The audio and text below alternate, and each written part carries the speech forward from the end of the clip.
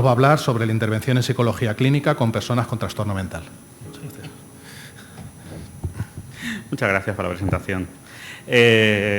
Bueno, vamos a enfocarla quizás la ponencia un poco a contar realidades que tenemos aquí los psicólogos y enfocar un poquito a cómo funcionamos en Ceuta, ¿no? Creo que puede ser un poco más interesante. Y vamos a hacerla más rápido porque vamos con el tiempo pegado, ¿no? Para empezar, esto de los psicólogos clínicos yo creo que hay que plantear que esto ya no existe como tal. Ahora mismo los psicólogos nos dividimos en 3 categorías, que somos los psicólogos sanitarios generalistas. Somos la gran mayoría de los psicólogos que tenemos consulta y los que actualmente están cursando el máster sanitario. Por otro lado están los PIRES, o psicólogos sanitarios especializados, que estos son la gente que en su momento ha podido acceder o sigue accediendo a hacer un PIR. Bueno, el PIR es como el MIR, saca muy poquitas plazas al año, hay pocos sitios donde poder formarte como PIR y te dan una titulación que, digamos, es superior. A efectos prácticos, lo que puede hacer un PIR que no puede hacer un psicólogo generalista es emitir por sí mismo un diagnóstico. Y luego están los psicólogos no sanitarios, es decir, la gente que está acabando ahora su carrera y no hace un itinerario que tenga que ver con la psicología sanitaria, o muchos psicólogos de mi época y antes que no trabajan en consulta y no se han acreditado. Esta es la gran diferencia entre los 3 colectivos.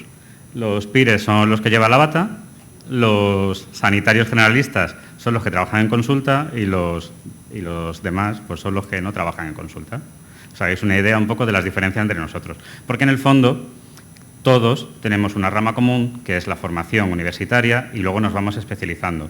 Al final, la formación que recibes nunca es suficiente para trabajar en ningún ámbito, y mucho menos en salud mental. ¿En qué consiste un poco nuestro trabajo de psicólogos en salud mental? Bueno, pues quizás en ver, yo esto creo que todo el mundo lo sabe, ¿no? Estamos aquí, pero vamos a ver un poco qué rasgos buscamos en las personas cuando pensamos que puede ocurrir algo. ¿Qué rasgos son? Alteraciones del comportamiento o del razonamiento, o vemos cosas raras en sus relaciones sociales, o vemos que hay algo raro, notamos cambios raros en su manera de gestionar las emociones o las motivaciones, o vemos que su manera de ver la realidad o de funcionar en un entorno es rara, se nos hace raro, ¿no? Son como las primeras señales de alerta de que algo pasa con la persona. Y además eso siempre se hace partiendo de una base, que es, en psicología todo funciona por la comparación con el grupo de iguales. O sea, se compara lo que hace una persona con lo que hacen el resto de personas más o menos parecidas y decidimos, por ahí está el problema de los diagnósticos muchas veces, y decidimos si eso es lo normal o eso se sale de lo normal. Y yo he puesto aquí un par de ejemplos.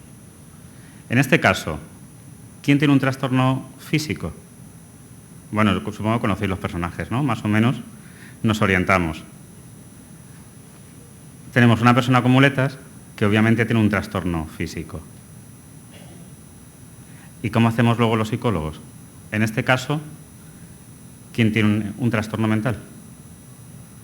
¿La que está con la pistola? ¿Habéis visto la serie? Si recordáis, si habéis visto esta serie, hasta esta temporada, no, ¿puedo contarlo o no puedo contarlo? Si habéis visto la serie hasta este punto, pues la persona hasta la pistola está actuando con total normalidad porque se está defendiendo de las hordas de zombies, y sin embargo el otro, que parece la persona normalita, es la que nos encontramos que luego tiene los comportamientos más anómalos de todos, ¿verdad? No es tan fácil saber si una persona tiene un trastorno o una enfermedad mental. Y aquí viene la paradoja del trabajo del psicólogo. ¿Qué hace un psicólogo? En principio tenemos que buscar si hay algo anómalo en el comportamiento, en las emociones, en la racionalidad, en las relaciones sociales, en algo de una persona que viene, nos demanda nuestra ayuda, ella o su familia, y no es evidente. Tú no ves el problema. Una persona que llega a una consulta médica cojeando, le vas a mirar porque cojea. Pero una persona que te está diciendo me encuentro mal, o a veces no te lo dicen, simplemente vienen y te dicen, no, a mí es que me han mandado. No es evidente, nuestro trabajo no es evidente. Por otro lado, tenemos un poco que actuar como espías, ¿no? Hay que ir poco a poco, dirigiendo preguntas, indagando, conociendo a la persona, para poder ver si realmente existe alguna de estas anormalidades. Anormalidades que, repito, que tienen que ajustarse, o mejor dicho, desajustarse de su realidad. Porque como la chica de antes de la pistola, no era nada normal lo que estaba haciendo. Todo eso desde nuestros propios procesos cognitivos, y ahí yo incluyo conocimientos, creencias, perspectivas, etc. Por ejemplo, es muy difícil trabajar en un tema que te toca a ti de lleno. Y cuando viene algún compañero o alguna compañera que quiere ejercer de psicólogo y viene, pues no lo sé, del ámbito de las adicciones, porque en su casa había 2 personas adictas y le interesaba muchísimo, pues quizás no pueda ser muy objetiva en ese ámbito. Es muy complicado trabajar en aquello que te toca. Y luego ya tienes tus propios trastornos, porque claro, dentro de ese 1 de cada 4, los psicólogos también nos incluimos. Y de hecho, probablemente el porcentaje sea mayor, porque quieras que no, la cabra tira al monte y a nosotros nos interesa. O sea, y a la gente que tiene problemas o tiene en su entorno gente con problemas mentales, nos interesa mucho la psicología y de hecho creo que es la carrera estrella de todo el mundo que está diagnosticado, se plantea irse a la UNED y hacerse psicología. Bueno, pues claro, es lógico, ¿no? Razonable. ¿Qué ocurre? Que luego tú te pones a trabajar y tú también arrastras tus historias, arrastras tus depresiones, tus ansiedades o aquello que a ti te pase. ¿Cómo empezamos a trabajar los psicólogos en el ámbito clínico? Pues como la gran mayoría de las ciencias, arrancamos trabajando haciendo diagnóstico. Y veréis que esto es lo primero que hicimos y es lo más controvertido a día de hoy todavía. Trabajamos haciendo diagnóstico, pero porque era algo muy importante de cara a clasificar a la gente para ir a la guerra. Tras la Primera Guerra Mundial, durante la Primera Guerra Mundial se trabajó mucho en este ámbito y de que empezamos a buscar procesos que fuesen científicos y rigurosos para conseguir catalogar a la gente. Y después se siguió haciendo para conseguir reinsertarla, porque la gente venía con sus problemas de la guerra, ¿no? ¿Cómo venía la gente? Pues venían heridos, venían con daños, venían con secuelas clínicas, los accidentes neurológicos, es la base de la evaluación en psicología. ¿Qué hace a día de hoy un psicólogo sanitario? Bueno, he hecho aquí un pequeño listado y ahora lo vamos viendo poco a poco. En primer lugar, nosotros evaluamos. O sea, a la hora de pasar pruebas, la mayoría de las pruebas las pasamos los psicólogos. ¿Cómo evaluamos? Vamos a ayudar a diagnosticar. Diagnostican los psiquiatras. Realmente que un psicólogo se atreva a hacer un diagnóstico es relativamente arriesgado. Nosotros dejamos el camino hecho para que el psiquiatra continúe. Con lo cual, parte de nuestro trabajo es colaborar con otros especialistas, psiquiatras y neurólogos, que son quizás los 2 especialistas médicos que están más involucrados en estos temas ahora mismo. ¿Qué hacemos después? Un poco labores de coordinación de intervenciones, pero quizás no tanto porque sea nuestra función, sino por la figura que representa el psicólogo en la vida de nuestros usuarios, de nuestros pacientes. Somos muchas veces los que nos toca dar conciencia del trastorno, porque a veces somos los que damos las malas noticias o las que las explicamos. Realizamos programas específicos para la reinserción, recuperación, asunción del trastorno para esa persona o de las consecuencias del trastorno. Y luego realizamos actividades de prevención. Vamos a ir poquito a poco, pero rápido, viendo cada una de ellas. Evaluación y diagnóstico, pruebas. ¿Qué pruebas utiliza un psicólogo? Bueno, yo he sacado esa imagen así un poco, esto es de broma, claro, porque eso en el fondo no representa nada en psicología, pero de esos test típicos que te aparecen ahora por Facebook y por las redes sociales todo el rato, ¿no? Y te pones ahí y te dicen, ¿con qué animal te identificas? ¿Qué color te gusta? Etcétera. Bueno, eso no tiene ningún tipo de rigurosidad. ¿Cómo evalúa un psicólogo? En primer lugar, vamos a hacer entrevistas. Las entrevistas son abiertas, estructuradas y semiestructuradas. Es decir, o dejamos que la persona hable, o preguntamos todo el rato, o hacemos un mitad y mitad. Y eso no vale con una entrevista. Muchas veces, uno de los problemas que tenemos los psicólogos en nuestro trabajo diario es que la persona quiere venir 40 minutos a una sesión y salir de allí con un diagnóstico hecho, cuando tú en 40 minutos ni siquiera te da tiempo a poder plantear qué vas a hacer la siguiente sesión con esa persona.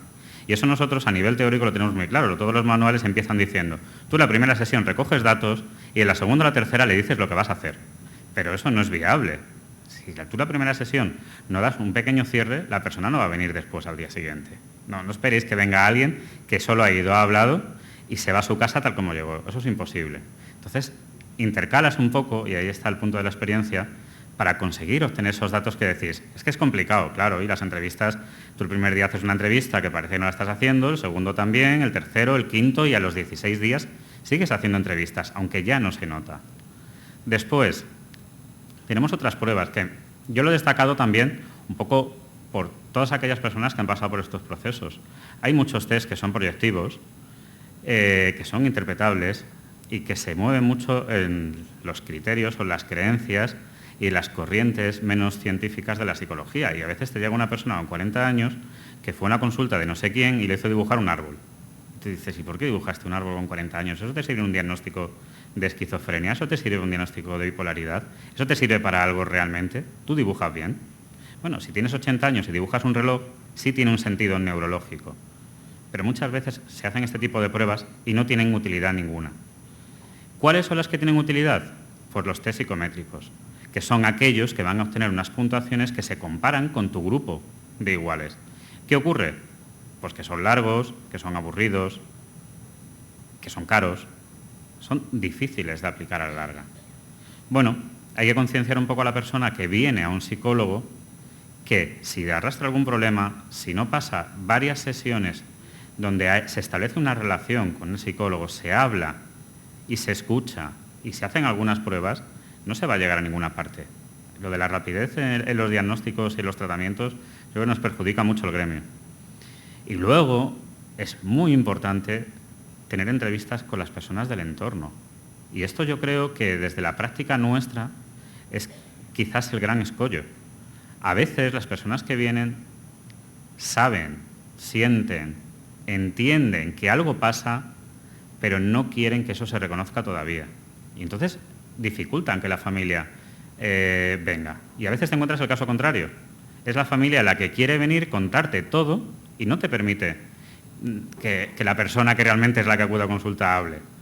Bloquean, le impiden su conversación, ¿no? O te la que dirigen, porque ya te quieren directamente contar todo lo que están viendo y que tú ya tengas una idea muy clara de lo que ven ellos.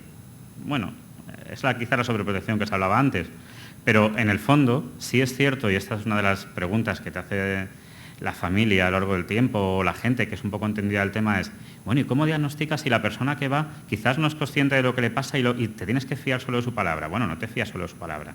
También es muy importante poder acceder a su entorno y hablar con su entorno. ¿En qué consiste entonces un buen diagnóstico? Bueno, pues un buen diagnóstico va a conseguir en tener confianza con la persona, en sacar tiempo para que esa persona pueda contarnos cosas y se deje preguntar cierto tipo de cosas. En la rigurosidad. Es muy importante que el psicólogo, yo soy una persona que soy relativamente cercana, pero también soy relativamente dura. Cada cual encuentra su estilo de trabajo. Necesitas ser riguroso dentro de tu estilo de trabajo. Saber escuchar, eso lo he comentado también antes y es súper importante. El sentarte allí y escuchar a la persona y que esa persona sienta que le estás atendiendo es muy importante y a veces es muy difícil. Y es muy difícil cuando tú estás manejando una sesión de 45 minutos donde tú tienes que alcanzar unos resultados y tienes que hacer que esa persona se vaya a su casa satisfecha, pero también con algún propósito de cambio o con algún propósito de mejora o con algún objetivo alcanzado. Y luego, algo que quizás, no sé si tengo muchos compañeros hoy por aquí, pero sí es algo que nos ocurre mucho, evitar las manipulaciones. Bueno, nuestro trabajo a veces no va en la misma línea que quieren las familias, no va en la misma línea que quiere el usuario, va en la línea que nosotros consideramos que hay que ir, que son líneas pautadas. Los psicólogos no nos inventamos las terapias, eso está estudiado. Entonces, a veces es complicado gestionar a un usuario que quiere llevarte hacia un sitio en concreto al cual tú crees que no debes ir. Hablamos de diagnósticos y de evaluaciones. ¿Qué diferencia tenemos entre un diagnóstico y una evaluación? El diagnóstico es la etiqueta. Y la etiqueta está bien, ¿eh? Yo no considero que llegar a una etiqueta en un momento dado sea algo negativo. Si a ti te pasa algo y tú has sido un especialista, a otro, si tus amigos te dicen, oye, que estás raro, si tu familia te dice, está pasando algo y esto no es normal, llegar a tener algo a lo que agarrarte no es malo. De hecho, es la etiqueta la que va a permitir marcar, por ejemplo, una pauta de medicación. Claro, el problema de la etiqueta es si te lo ponen al segundo día, o al primer día, o a la media hora, o los 10 minutos, o te lo ponen a ti sin haber ido tú a la consulta, que a veces también ocurre, que va un familiar, cuenta lo que pasa y vuelves con un diagnóstico. ¿Para qué sirve la evaluación que hacemos nosotros? Que le aportamos al especialista después para marcarle la severidad y marca la intervención que se puede o se debe seguir. Y aquí añado otra nota. Muchas veces nosotros también pecamos, nosotros todos, pecamos de arrastrar los diagnósticos previos. Y te encuentras casos de una persona que estuvo diagnosticada por no sé quién hace 20 años y todos los informes que se van aportando van arrastrando el primer diagnóstico, donde luego a veces encuentras ese papel donde está el primer diagnóstico y lo que pone ahí no es lo que ponen todos los demás, sino lo que pone ahí es otra cosa muy diferente, pero como alguien lo leyó y no le quedó muy claro, le cambió el nombre y ese nombre se ha ido arrastrando y te encuentras que la persona tiene un diagnóstico de algo que vete a saber qué es. Y ese diagnóstico no es cierto. A veces es muy complicado abstraerte cuando llega una persona nueva con un diagnóstico antiguo y decir, bueno, espérate, ¿esto es verdad o no? Porque también en el fondo nosotros sentimos que perdemos tiempo cuestionando esos diagnósticos. ¿Será cierto esto? ¿Cuestionamos al especialista? ¿Cuestiono al médico que lo está viendo? Bueno, nos cuesta mucho entender que somos personas. Y enfrentarte a la autoridad de esa manera no es tan fácil. ¿Qué hacemos entonces un poco entre todos, entre los psiquiatras, los neurólogos y los psicólogos? Pues las etiquetas diagnósticas las van a poner los psiquiatras, las medicaciones las van a poner los psiquiatras, las pruebas orgánicas, el ver si ocurre algo en nuestro cerebro, lo van a hacer los neurólogos, y las psicológicas las haremos los psicólogos. Y ojalá hubiese una opción como en los ordenadores, darle al botón de reset y que el sistema arrancase de nuevo, pero no existe. Entonces, un cerebro no se puede resetear. Bueno, a veces, en casos graves, se utiliza electroshock, que no es un reseteo, pero algo parecido a eso hace, ¿no? Pero eso no es posible. Ojalá eso estuviese inventado, porque entonces nos forraríamos, pero no podemos hacerlo. ¿Por qué somos un poco los psicólogos los que coordinamos a los demás profesionales? No es por nuestra categoría profesional, porque quizás es la inferior. Es porque quizás somos los que pasamos más tiempo con la persona. Porque somos, por lo menos en Ceuta, somos los profesionales de inicio. O sea, a una consulta donde tú trabajas solo, es muy frecuente, te llega una persona que le ocurre algo y no quiere ir a otro sitio o no sepa dónde tiene que ir. Es mucho más frecuente que no quiera ir a otro sitio, que no quiera reconocer que pasa algo. Y dice, bueno, voy al psicólogo, que el psicólogo no puede contar, porque somos también un poco los confesores del siglo XXI, y todo el mundo sabe que no podemos contar lo que se nos cuenta en consulta, y es el que me va a guardar los secretos. Y voy a llegar aquí y voy a descargar un montón de historias y que el psicólogo se las apañe después. Bueno, somos el profesional de entrada. Somos el que procesamos toda esa información que la persona nos trae. A veces te traen informes del médico de cabecera, la familia, instituciones varias por las que han pasado. Bueno, ¿y ahora qué hacemos con esto? Le damos un poco de orden. Y luego, con todo esto, intentamos que los diagnósticos sean los más acertados posibles por parte de los psiquiatras, porque muchas veces te encuentras con que se tiende a una persona que acude a una consulta de psiquiatra porque le ha ocurrido algo, por ejemplo, en esquizofrenia, que quizás es algo relativamente conocido aquí en el entorno que estamos, sabemos que el primer brote suele pasar desapercibido. Y pasa desapercibido porque la persona hace cosas raras, pero siempre se achaca un poco a las circunstancias, a la edad, a los amigos, a la novia, al novio que la ha dejado, cosas así. Y te encuentras con que, de entrada, todo el mundo viene un trastorno adaptativo diagnosticado. Y un trastorno adaptativo pues te cubre prácticamente cualquier tipo de problema cuando no te pasa nada que no sea algo temporal y explicable por el ambiente. Es decir, todo lo contrario a lo que estábamos mirando antes. Si antes mirábamos que los diagnósticos se basan en reconocimiento de que haces cosas raras en alguno de los ámbitos de la vida, los trastornos adaptativos ocurren porque en tu vida ha ocurrido algo raro y entonces tú te ajustas normalmente con reacciones de ansiedad y depresión a eso raro. Claro, en diagnóstico adaptativo te encuentras gente que aparece por consulta a los 10 años y todavía lo mantiene. Bueno, tú no tienes un trastorno adaptativo desde hace 10 años, desde que todavía trabajabas y ahora estás jubilado. Ah, bueno, pues no sé, es lo que me dijeron y nunca más fui. Nosotros intentamos que eso no ocurra, ¿no? No tiene mucho sentido. Y después, ¿qué vamos a hacer con una persona que viene a consulta? Hemos dicho ya lo que hacemos con otros profesionales, lo que hace un psicólogo, ¿y qué hacemos con la persona? Repito, somos los primeros intervinientes, somos los que entramos en este mundo de esta persona a conocer si hay algo. Después, somos las figuras de confianza de las familias. Las familias nos buscan y es muy, muy, muy frecuente, cuando tú tienes una persona en consulta, la familia te esté llamando también y te esté intentando contar. Claro, fijaos que el problema que tenemos nosotros muchas veces cuando trabajas con adultos Tú no puedes dar información a las familias de lo que los adultos te están contando, pero las familias sí te llaman insistentemente y suelen tener grandes problemas para reconocer que te están llamando. No quieren decir que te han llamado. ¿Cómo hacemos eso? No es más fácil decirle, oye, mira, que voy a llamar a tu psicólogo. Oye, ¿por qué no vamos juntos al psicólogo? No, ahí tenemos siempre una gran barrera. Con lo cual te intentan por detrás y tú te ves a veces pillado porque te cuentan cosas que tú no deberías saber, pero sabes. Y de alguna manera condicionan también tus intervenciones. Por lo tanto, es muy importante que las familias se conciencien de que en estos procesos tienen que participar ellas también, directamente y claramente, y decirle a la persona, si te hace falta te acompaño, o incluso, coge cita que nosotros vamos. Al psicólogo se nos carga mucha responsabilidad cuando hacemos las intervenciones. Somos, pues eso, somos un poco los confidentes a los que se acude y se busca que resolvamos el problema. Y cuando eres el que viene en primera instancia, pues resuélvelo rápido, por favor. Y esto que me estás contando, ojalá que no ocurra, o qué solución tiene esto para que mi trastorno bipolar, mi trastorno de esquizofrenia, mi trastorno de personalidad desaparezca rápido ya y pronto. Y por favor, si puedo evitarme ir al médico, me evito ir al médico porque no me gusta medicarme. O a veces te conviertes en la figura de más responsabilidad a la vuelta. Porque, bueno, en Ceuta también lo que te encuentras es gente que viene con diagnósticos de hace 20 años, que ha recorrido todas las clínicas, la famosa López Ibor siempre está presente, y ahora qué, no, y ahora ya venimos de vuelta. Ahora hemos tenido, después de 20 años, los últimos 4, ha habido un proceso de intervención muy bueno, en un sitio en Málaga, en Almería, en no sé dónde, y ahora qué hacemos, ahora nos tenemos que volver a Ceuta. Bueno, pues ahí vuelve el psicólogo a ser una parte muy, muy importante de las intervenciones. Solemos ser los que apuntamos el primer diagnóstico o los que lo revisamos. Solemos ser los que ayudamos o empezamos el proceso de aceptación. ¿Vale? Una persona, se ha comentado, una persona llega al psicólogo, hacemos nuestro proceso de evaluación, estamos las sesiones que consideramos oportunas, apuntamos, yo creo que esto va a ir por ahí, lo tienes que poner por escrito para que lo lleven a otro especialista, que lo revise.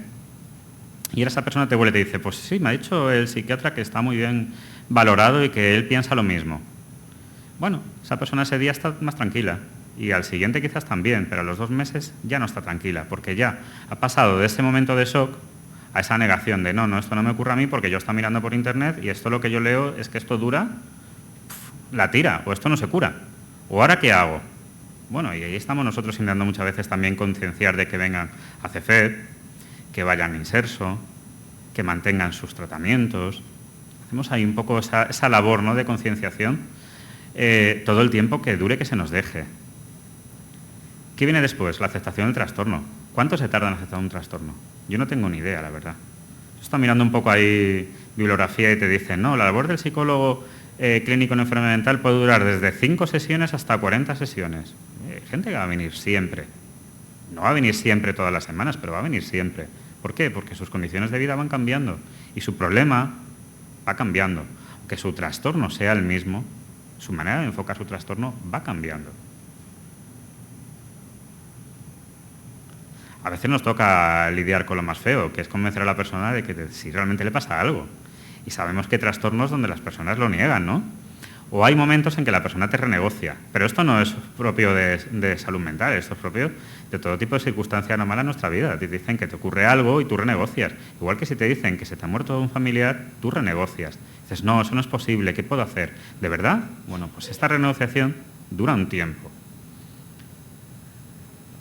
Necesitamos que acepten muchas veces que su forma de ver la realidad, a pesar de que pueda ser explicada o explicable o tener una base racional, o a veces te intentan convencer de ella, o a veces ellos mismos están sufriendo, te intentan convencer de ello, tú tienes que intentar que se den cuenta de que les genera problemas. Porque si no hay un reconocimiento del problema, no hay ningún tipo de motor de cambio, porque en el fondo las personas cambiamos por un solo motivo, ese motivo es la necesidad. Y mucha gente cuando viene a la consulta, viene porque se encuentra mal, pero no ve necesidad de cambiar. Y eso es una labor también nuestra. Y luego, claro, que acepte la ayuda de otros profesionales. No podemos trabajar solos. Nosotros, a veces, yo creo que los psicólogos de consulta privada, a veces nos sentimos muy solos, porque te encuentras con que muchas veces la persona no quiere ir a otro sitio, no quiere pedir otro tipo de ayuda, pero considera que eso invade su privacidad, que se va a saber, que se va a comentar, y se echan para atrás, reculan. Bueno, pues esa es otra labor que también tenemos. En ciertos trastornos, en los que son más crónicos, en los que son irreversibles, hay que tener muy claro que tú tienes que buscar a otros profesionales de ayuda. ¿Qué problemas tenemos los psicólogos con inexperiencia? Bueno, pues cuando tenemos inexperiencia, y eso creo que... Esto lo he puesto porque supongo que os ha pasado, ¿no? A veces te encuentras con que el psicólogo o la psicóloga no sabe gestionar muy bien sus emociones contigo, te transmite sus problemas, empatiza demasiado con los tuyos y al final se establece una relación que es insana. A veces te encuentras con que los psicólogos lían, manipulan, intentan dirigirte, te condicionan tus decisiones, te presionan en tomar ciertas decisiones y eso nosotros no lo podemos ni lo debemos hacer. Otras veces la persona viene tan agobiada, sobre todo detrás de los diagnósticos, o la familia viene tan agobiada que te ves prometiendo cambios que sabes que no son reales. Esto de sí, todo va a ir bien. Esa frase es horrorosa, porque no es cierta. El sí, todo va a ir bien, bueno, a ver, las cosas a la larga suelen ir mejor para todo el mundo. Pero eso es una apreciación, y eso a veces no es una realidad. Y hay gente a la que a la larga las cosas le van mucho peor. No puedes prometer unos cambios a mejor, a la ligera, porque no son reales. Creas falsas esperanzas, minimizas el problema y le das expectativas que no son las correctas. Y aparte lo que estás haciendo es quitarte tu marrón. En ese momento afrontar la situación tan comprometida que tienes de, joder, es que me ha venido esta persona, como a veces ocurre, que te viene con los diagnósticos en sobre cerrado para que se lo digas tú. Y te vienen con su sobrecito, dicen, esto me lo ha dado el psiquiatra para ti, pero no me ha dicho lo que pone. Y tú dices, pues, ¿y te lo tengo que decir yo? Bueno, pues ahora yo te lo digo y te digo, no te preocupes, mira, te ha dicho, es un trastorno bipolar tipo 2, pero esto no va a ser grave. Ya verás cómo todo sale bien. No podemos hacer eso. Uno de los errores típicos. Cuando prometes intervenciones rápidas en problemas complejos. Es verdad que hay mucha terapia que es breve, pero no toda la terapia puede ser breve. Tú en 5 sesiones no te curas. Eso es imposible. Tú en 5 sesiones aprendes a gestionar un trastorno de ansiedad para irte a tu casa más o menos bien y saber llevar la ansiedad más o menos bien y seguir con tu vida, tu medicación. Pero un trastorno de ansiedad, generalmente los trastornos de ansiedad, si son causados por problemas como mi pareja me ha dejado o de mi trabajo me he tenido que ir, pues se curan solos, porque al final tu pareja te deja pero encuentras otra, o encuentras otro trabajo y la vida sigue. Pero ciertos trastornos como los que hablamos hoy aquí, pues no. Y luego, pues por estos efectos mágicos de la vida y del roce, a veces te encuentras con que los psicólogos nos acabamos llevando a los pacientes a casa de copas, hacemos amistades, no, ya no te atiendo, pero vente que nos tomamos un cafelito por la mañana, cosas así que yo creo que creo que habrá muchos casos por ahí, muchas anécdotas de esto. Bueno, sí, está muy bien, puedes establecer un lazo con la persona, debes establecer un lazo con la persona, pero tienes que tener muy claro dónde están los límites. ¿Qué hacemos entonces? Trabajamos la descarga emocional. La persona venga y nos cuente cómo se siente y por qué se siente así. La asunción y la renegación del problema. Le damos las herramientas que necesite para continuar adelante. Las herramientas nos las van a pedir o las vamos a fomentar nosotros. Somos los que vamos a decidir qué es un poco lo que esta persona necesita en este momento, porque aunque no sepa lo que me está pidiendo esto. Los trucos para comunicarlo. Se hablaba antes de la participación del entorno. No solo de las familias, es del entorno en general. Y saber pedir ayuda o saber decir lo que tiene uno, esto es, yo creo, lo que corta muchísimas intervenciones de primera entrada. Una persona que te llega con un problema que no está muy claro cuál es, que una vez que está evaluada, está diagnosticada y empiezas a trabajar, le dices, bueno, vale, ya hemos avanzado mucho, ahora tú deberías comunicárselo a tus amistades, deberías comunicárselo a tu familia, deberías pedir que participen. Ahí se corta. Eso es lo que yo creo que de entrada más nos cuesta. Luego la gente vuelve, pero ahí es complicado. Aceptar los tratamientos. Los tratamientos muchas veces, y sobre todo cuando son tratamientos de medicación fuertes, tienen secuelas. Y no todo el mundo está dispuesto a aceptar las secuelas. Y a veces no hay que aceptarlas, hay que buscar segundas, terceras y quintas opiniones. Pero es cierto que yo nunca, jamás he ido al médico y he salido sin pastillas. Nunca. Aunque te diga que te tomes algo de herbolario, algo te llevas. Entonces, cuando tú vas a por un diagnóstico o cuando tú vas a una revisión, vas a tener una medicación. Pues eso hay que aceptarlo.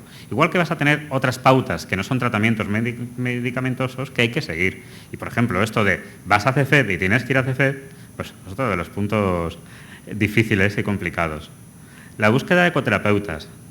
Los psicólogos, pues te vemos un día a la semana, 2 días a la semana, un día cada 15 días, un día al mes. ¿Y los demás? ¿Quién te va a ayudar? Bueno, ahí, por aligerar, porque está puesto más adelante, el truco suelen ser las parejas. Los mejores ecoterapeutas en enfermedad mental son siempre las parejas. No sé por qué, quizás porque se les vacila menos o porque te pueden dejar. La familia no te va a dejar. Y dices, es que mi mujer me pone los puntos sobre las íes, te pone las pilas. Funcionan muy bien. Además hay ciertos trastornos, como por ejemplo los de conducta alimentaria, que al final está muy documentado que funciona muy bien el coterapeuta en pareja. Preparamos para los internamientos y las hospitalizaciones. Hay veces que sabes que la persona va a estar internada tarde o temprano o que va a tener un ingreso hospitalario. Y preparar eso es muy duro porque en el fondo es muy desagradable. Y mucha gente de entrada le tiene miedo. Y cuando lo ha vivido, más miedo le tiene. Bueno, pues eso también lo preparamos nosotros. Los programas de autonomía personal, el cómo continúo, cómo retomo o cómo empiezo mi vida, cómo me libero de esta carga de la etiqueta y cómo reconduzco mi vida para tener yo mi capacidad de gestión propia, ¿no? Y una orientación hacia la vida diaria. Con lo cual, parte de lo que hacemos también en consulta va a ser estudiar los factores psicosociales. La familia, los trabajos, las amistades, los estudios, las condiciones de vida y las parejas. Y todo esto hay que preguntarlo. Y muchas veces tocas temas que son escabrosos o que son dificultosos o que la persona no te quiere contar. Bueno, pues hay que hablar de ellos. Se habla de ellos. En una terapia se habla de ello. Porque buscamos manejar las condiciones psicosociales previas a los trastornos, las que genera el trastorno. Y, por ejemplo, los trastornos que son cíclicos o funcionan por brotes, generan unas consecuencias en el momento del brote que luego la persona tiene que afrontar y son difíciles de afrontar. Tú sientes esa pérdida de control, luego volver a la normalidad, supongo que debe costar. Y lo posterior al mismo, ¿no? Bueno, yo he puesto aquí 3 fotillos de 3 posibles tipos de trastornos, para que veáis que cuando hablamos de salud mental hablamos de muchísimas cosas. ¿Cuáles son los más típicos? Yo he hecho una lista de lo que yo veo más. Supongo que habrá gente que ve otras cosas, pero este es en el orden en que yo suelo verlo. Ansiedades y depresiones se llevan la estrella. Aunque es cierto que en muchos casos de depresión ya se empiezan a considerar trastornos bipolares. Pero ansiedad y depresión es lo que te lleva a la estrella, es lo que más gente viene a consulta. Después, los trastornos obsesivos compulsivos y obsesivos puros. Obsesivos puros son, es decir, que son muy buenos pacientes. Porque más vienen, han pensado mucho sobre lo que hablas de una sesión a otra, toman notas, escriben, se lo replantean en su casa, leen sobre el tema, lo ponen en práctica, lo puntúan. Bueno, a mí se me hacen muy agradables. Están muy implicados, como en casi todo lo que hacen, ¿no? Adicciones. Adicciones es otro de los campos que también viene mucho. Trastornos alimentarios. Y aquí pongo, arrastrados por la familia. Los trastornos alimentarios arrancan, por norma general, en la infancia. Pero las familias no suelen ser conscientes de ellos hasta la adolescencia. Entonces te empiezan a abrir en esos momentos y vienen obligados, porque la adolescencia es quizás el momento de apogeo del trastorno, donde la persona mejor se encuentra, más a gusto se encuentra con su trastorno y menos quiere cambiarlo. Y ahí te los traen. La bipolaridad también acude mucho a temporadas. Los trastornos límites de personalidad acuden mucho a temporadas. ¿Por qué a temporadas? Bueno, por el propio trastorno y porque, si os acordáis, estamos hablando todo el rato de que la gente acude cuando hace cosas raras. Y en los trastornos límites hay momentos donde se hacen cosas raras. Los trastornos de personalidad acuden mucho a consulta. Bueno, acuden mucho, ya estamos en los que menos, ¿no? Y los trastornos de esquizofrenia es quizás lo que yo menos veo en consulta, quizás es porque acuden a otros recursos. Quizás porque son trastornos que por tradición se medica mucho más y se interviene quizás más a nivel de asociación que a nivel privado. Bueno, preguntémonos entonces por qué se hará este patrón de búsqueda de ayuda. Desde luego, la idea del psicólogo, sí, ya estoy acabando. nada menos incluso. La idea del psicólogo es que tratamos problemas severos y problemas leves. Entonces, si os dais cuenta, la estructura de trastornos también va de lo leve hacia lo severo. Y luego el último ámbito, así muy de pasada, porque eso quizás la asociación puede hablar muy bien de estos programas, trabajamos en prevención y promoción de la salud mental, ¿no? Y esos programas van a ser en la infancia y la adolescencia y la juventud. ¿Qué intentamos? Sabéis que muchas veces hay antecedentes genéticos, pero que los trastornos aparecen por algo. Por ejemplo, si hablamos de esquizofrenia, siempre está ahí este punto de el momento de la ansiedad que me dispara el trastorno. Si hablamos de trastornos de conducta alimentaria, siempre está el momento ese de el familiar que le da la pauta con la comida, la persona que hace cosas raras con la comida en su entorno. Todo lo que se haga en prevención en este sentido, pues va a evitar que aparezcan casos. ¿Cómo? Vigilando antecedentes familiares, dando herramientas para resolver estos problemas, es decir, para no vernos desamparados, que sabemos que muchas veces esa sensación de incapacidad ante mi propia vida es la que detona el problema. Gestionar el estrés, generar buenas relaciones sociales, porque una de las cosas que nos protege mucho, mucho, mucho a nivel mental es tener unas buenas relaciones sociales, amistades, parejas, familia, etc. Y luego unos hábitos de vida saludable, que esto ya es lo último, referido a alimentación, sueño, actividades, etcétera, etcétera. ¿Cuántos casos de diagnóstico se reducirían con estos programas? Bueno, es la última pregunta que yo hago porque ya no tengo ni idea, pero estoy seguro que muchos se podían cortar así. Y nada, yo os dejo un turno de preguntas, lo que queráis decir.